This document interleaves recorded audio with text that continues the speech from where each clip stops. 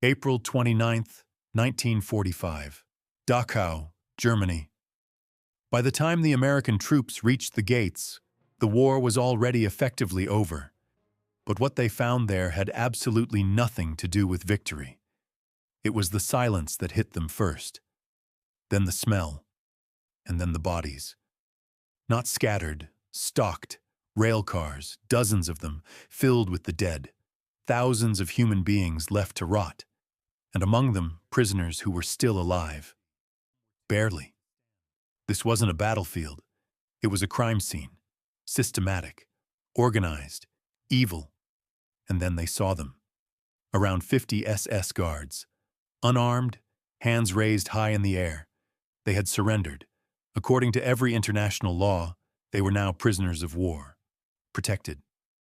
But within less than an hour, every single one was dead, shot, executed after they had given up.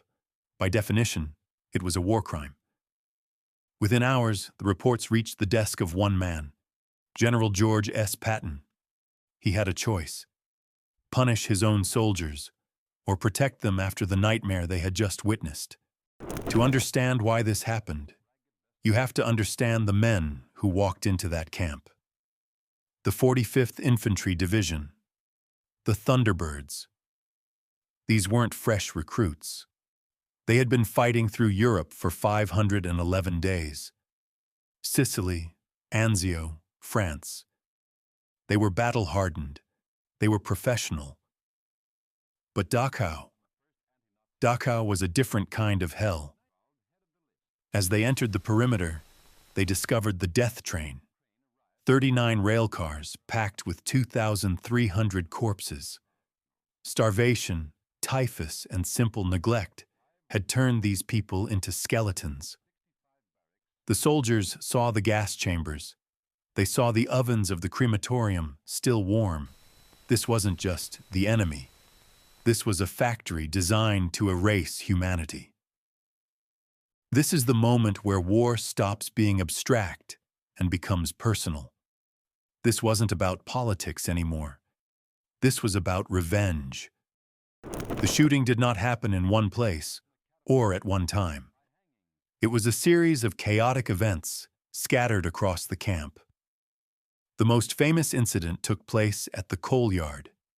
Imagine the scene. A long red brick wall, 50 cold, terrified German guards lined up like targets. Lieutenant Jack Bushyhead, a Native American officer, was a man who had survived the most brutal combat in Italy.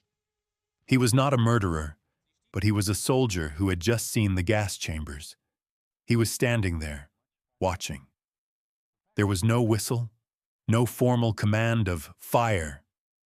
It started with a single nervous burst of a .30 caliber machine gun. The sound echoed off the stone walls, and then everyone started shooting. It lasted only seconds, but it felt like an eternity. Some guards slumped down immediately. Others tried to climb the wall, but were riddled with bullets.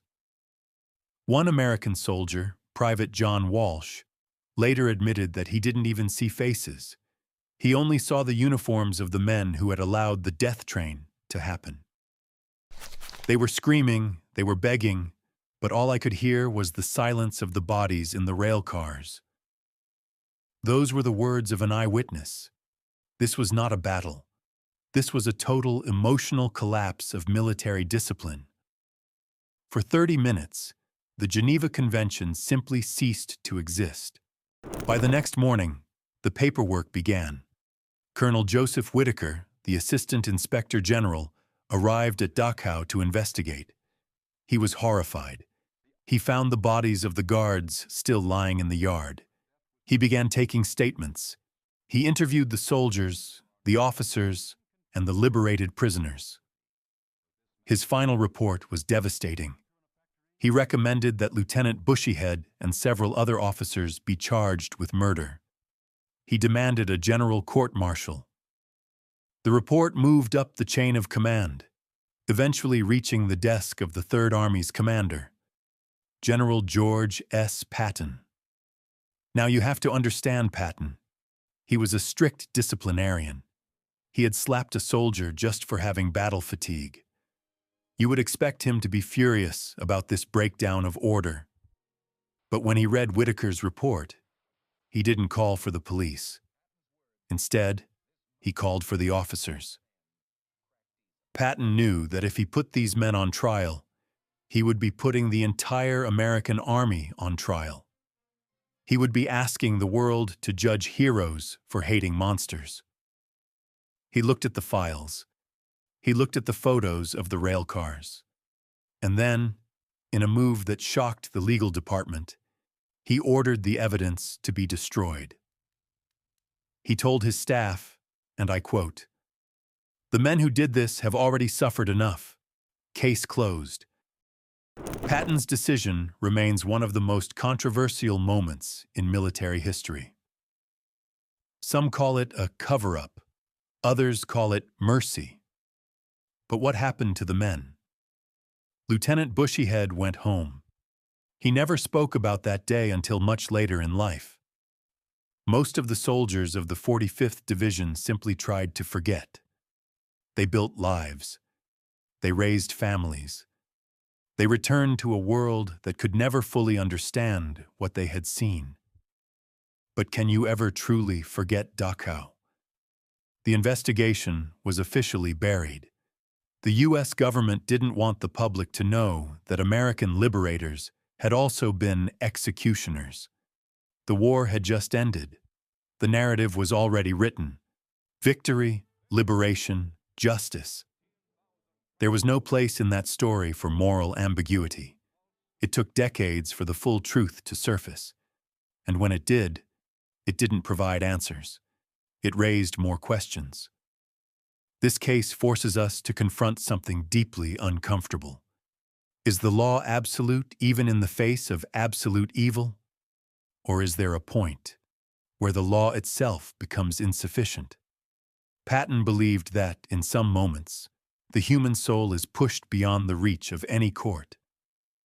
He understood that what happened at Dachau was not just a violation of rules. It was a collision between law and reality.